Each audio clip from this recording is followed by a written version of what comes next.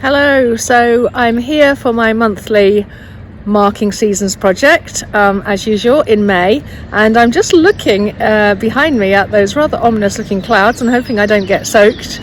So this is the end of May, and as you can hopefully see, the landscape is rather beautiful and verdant now, much different to how it has been, and it's now really sort of, I suppose we might say, mid-late spring now, and things are behind because it's been so cold, and then of course in May it's been so wet.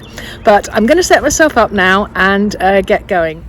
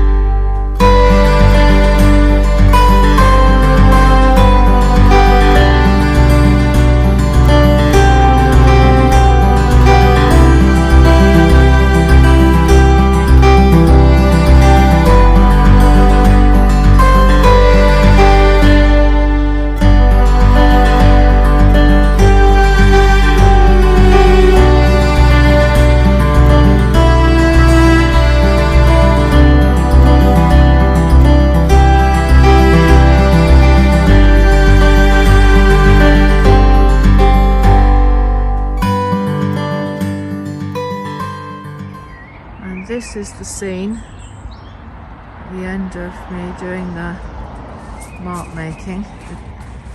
I think it might rain. The clouds are really building up, but it's really rather lovely and peaceful despite the grey.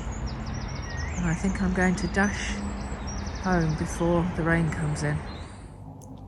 So this is the May booklet, and what I've done is I've actually stuck these pages so it's a little bit more stable, but I've not done anything around covers yet. So I'm just going to walk you through it as is usual so that you can see the contents and how it looks once it's folded. So I'm quite intrigued this month with the richness of the colours, and there's actually quite a lot of different greens and browns and richness going on, because it's kind of more verdant now. It's almost like spring is not like the early spring where it's very silvery and limey. It's actually got a bit more of a richness to it. And this, if I remember, I was actually looking at the stone walls and some of those sorts of tones, which is why there's that colour on that page. And as you will have seen, I used quite a mix of different materials again. So here you can see the watercolour, and this is all the pastels, the stones that I've been using from Wallace Seymour, as are the watercolours actually. And then you can see how it all kind of merges. And I think actually that dark is probably some of the compressed charcoal, but quite a kind of a richness. And you see that throughout the book, actually, it gets richer. So this is where it's now actually, when you look at the mass of greens of the canopies of the trees, there's now a real sort of cloudness to them. They're sort of rounded now. You can't see the branches and the twigs anymore. You kind of get this kind of clouding of the trees across the slopes. And this particular area was quite dense, and you could see quite a lot of different colours of the variety of trees and different sort of leaves and colours. So it went from quite, yellowy all the way through sort of dark and sludgy and more bluey. So kind of a range of colours coming through, which is quite nice to see. And it becomes more apparent once you've folded the booklet, which is another interesting thing about this sort of approach, really. And then this is the edge of that area, and so it's quite sort of limey and like this. And this again is one of the pastels, almost like a potter's pink, but it is a pastel that I've added water to. More white space and breathability in that page, actually, just by chance, which I actually quite like, even though I tend towards busyness in what I do. And this is actually, the clouds were thickening, as you probably saw, around the moors and around that vista. And this is a reflection of that, really, and quite sort of dark tones in the distance. Even though it was the distance, they were still quite kind of dark because of the clouds and everything, and a sort of a greyness and blueness to it. So that's quite different. And then this, I think, is my favourite page, because this is the way that the tops of the moors are now is they've gone now from the inky colours. It depends really on what the weather's like, but there's quite a brightness and a richness and a warmth and a glow to the tops of the moors now, and I think this is what is reflected here.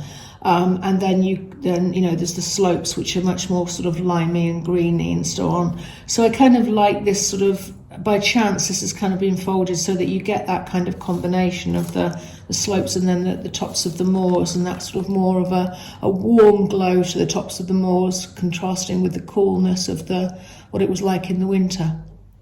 So that's the final page. So what I now need to start thinking about much more is the covers of these booklets. And I've been watching different videos about how to cover books and things, and I'm still not sure what thickness to use and for the front and back, and also whether to kind of cover the spine, because when you see these books you've got kind of a small spine.